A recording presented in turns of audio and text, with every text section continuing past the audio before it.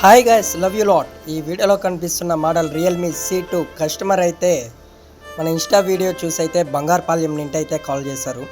అన్న, నేను మీ ఫాలోవరు. నాదైతే రియల్మీ C2 మొబైల్ అయితే ఒకటి ఉందన్న. బోర్డులో కంప్లైంట్ ఉంది.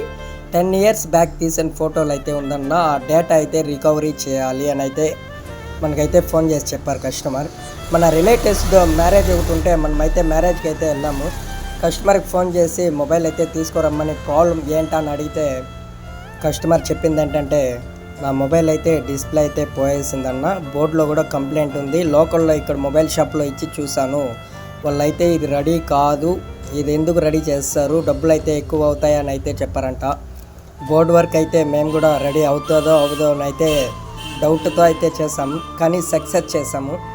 దీంట్లో డిస్ప్లే కూడా కంప్లైంట్ ఉండింది. కస్టమర్కి అయితే డిస్ప్లే కూడా పోయేసింది బ్రో అని చెప్పాం.